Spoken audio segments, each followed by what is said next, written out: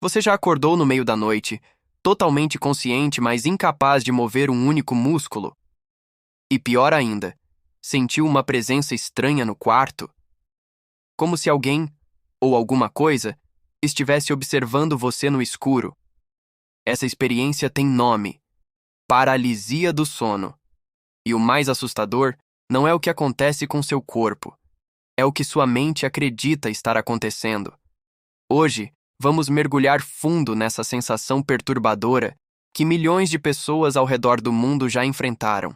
E sim, vamos falar sobre Haunting of Hill House e o que essa série tem a ver com a forma como o cérebro humano transforma o sono em um verdadeiro filme de terror. Mas antes de tudo, prepare-se. Porque o que você está prestes a descobrir pode mudar a forma como você dorme, para sempre. Imagine que você está acordado, mas não pode se mover.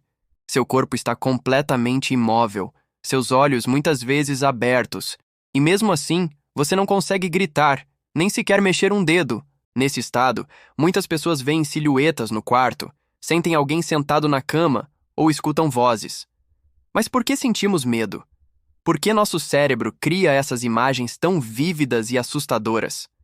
A paralisia do sono acontece no momento em que estamos saindo ou entrando no sono REM, o estágio em que nossos sonhos são mais intensos.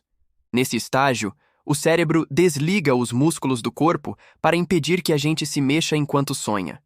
É um mecanismo natural, mas às vezes acordamos antes que esse bloqueio muscular seja desligado. Resultado: mente acordada, corpo preso. Só que tem um detalhe crucial aqui. O cérebro não suporta um vazio de sentido. Ele precisa explicar o que está acontecendo. E é aí que as coisas ficam estranhas. Durante a paralisia, estamos vulneráveis, física e emocionalmente. Nosso sistema límbico, responsável pelas emoções, fica em alerta máximo. O cérebro, confuso com a paralisia, interpreta o ambiente como perigoso e começa a preencher os vazios com histórias. Sombras viram ameaças. Silêncio vira sussurro. A escuridão, uma presença. E o medo cresce. Esse medo não é racional. Ele é ancestral. Vem do tempo das cavernas, quando estar indefeso durante o sono podia significar ser atacado por predadores. Nosso cérebro reage com o mesmo pânico. Na série Haunting of Hill House, uma das personagens mais marcantes, Nell, tem episódios de paralisia do sono. Ela vê uma mulher de pescoço torto que a visita noite após noite. O mais aterrorizante? O cérebro dela constrói esse fantasma a partir de traumas, memórias e emoções mal resolvidas, exatamente como fazemos na vida real. E aqui está o ponto mais importante dessa parte. A paralisia do sono não é só biológica. Ela é também emocional e psicológica. E o medo que sentimos é o espelho do que está escondido dentro de nós. Agora que entendemos o que é a paralisia do sono e por que ela nos assusta tanto, precisamos dar um passo adiante. Porque o que acontece durante esses episódios não é aleatório. E a ligação com o terror psicológico da série Hill House é muito mais profunda do que parece. Na próxima parte, vamos explorar como nossas emoções reprimidas, traumas antigos e até hábitos do dia a dia podem influenciar diretamente o conteúdo das nossas experiências durante a paralisia. E claro, o que tudo isso tem a ver com os fantasmas que carregamos, mesmo acordados. Na primeira parte deste vídeo, falamos sobre como a paralisia do sono é uma mistura inquietante de um corpo adormecido com uma mente acordada, uma desconexão que ativa medos profundos e primitivos. Mas o que ainda não falamos é como os nossos próprios traumas, emoções reprimidas e vivências influenciam o conteúdo do que vemos ou sentimos durante esses episódios. Isso mesmo, aquele vulto que aparece no canto do quarto, aquela voz que sussurra seu nome ou aquela sensação sufocante de que alguém está em cima de você, tudo isso pode ser um reflexo de algo muito mais íntimo. Você mesmo, seu passado, suas dores, seus fantasmas internos. Pesquisadores do sono e da psicologia vêm estudando há décadas o impacto das emoções não resolvidas no conteúdo dos sonhos e das alucinações hipnagógicas, aquelas imagens vívidas que temos entre o sono e a vigília. Em pessoas que enfrentaram traumas, perdas ou vivem com ansiedade crônica, a chance de vivenciar episódios de paralisia do sono com conteúdo assustador é significativamente maior. E aqui mora uma das chaves mais importantes para entender esse fenômeno. A mente em pânico projeta fora o que ela não quer encarar por dentro. E isso acontece em um momento de completa vulnerabilidade, quando você não pode se mover, nem fugir, nem se defender. Vamos voltar a falar da Nell, personagem de Haunting of Hill House. Ela perdeu alguém importante, viveu uma infância cercada por silêncio emocional e cresceu carregando dores que nunca foram devidamente tratadas. Essas emoções reprimidas, esse luto mal elaborado, se transformaram em aparições recorrentes. O que a série faz com maestria é transformar metáforas emocionais em figuras literais, fantasmas, vultos, vozes e silhuetas.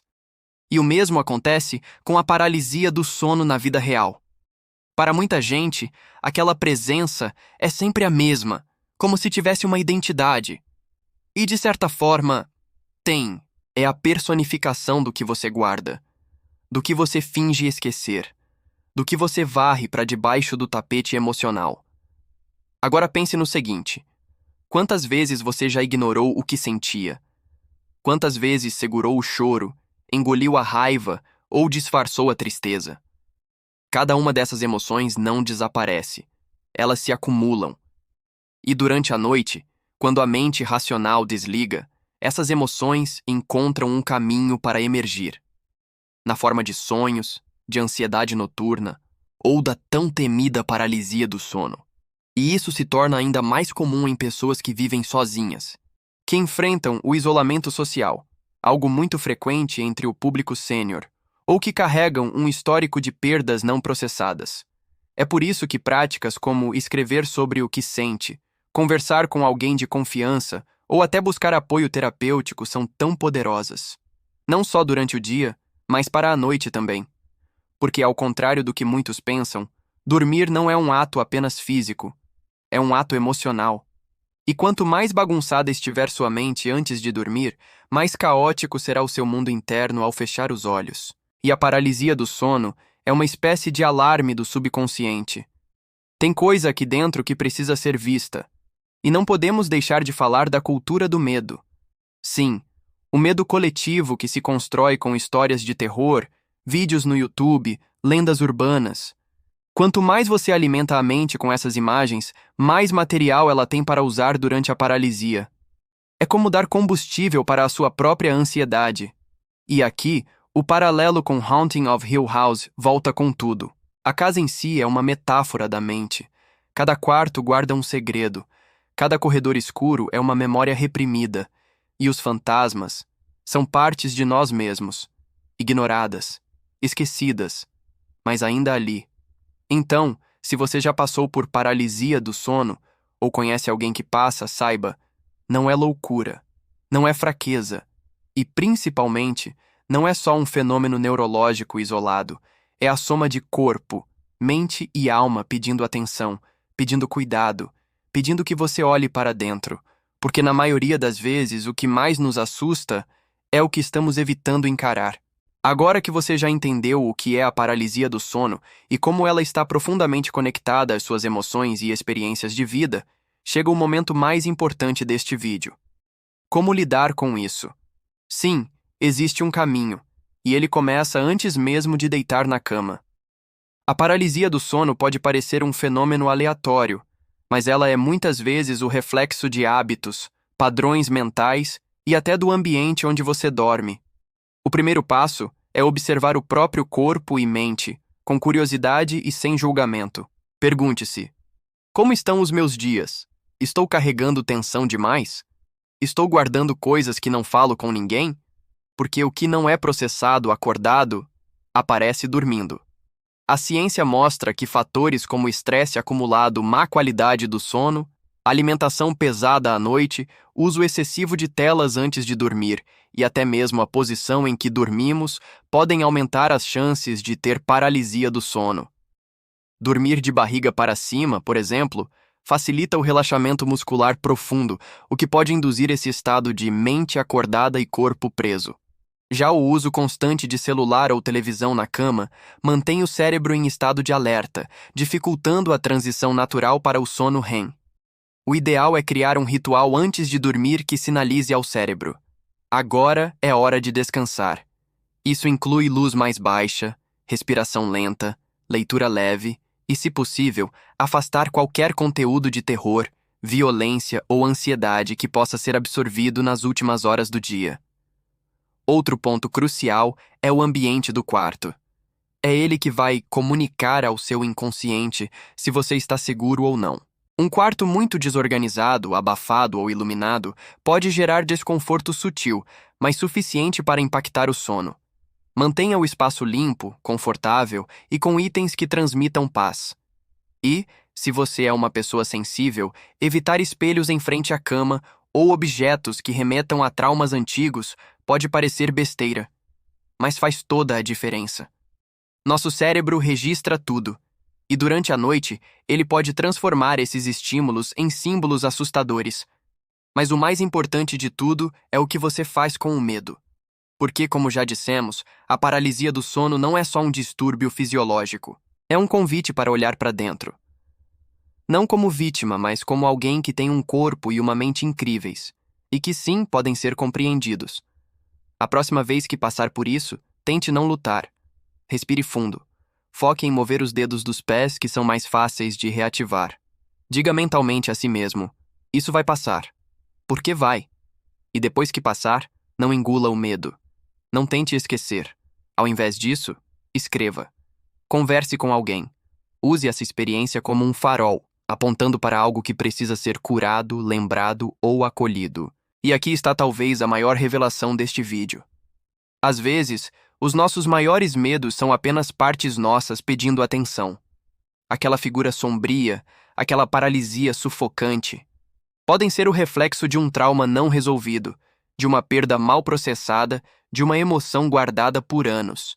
O que nos assusta não é o que está no escuro, é o que está dentro e ainda não foi iluminado. Em Haunting of Hill House, a casa assombra cada personagem de uma forma diferente. Mas no fundo, todos enfrentam a mesma coisa: o medo de sentir. E o que essa série nos ensina, assim como a paralisia do sono, é que fugir não resolve. O verdadeiro descanso vem quando paramos de correr, quando aceitamos olhar, e quando escolhemos transformar o medo em compreensão.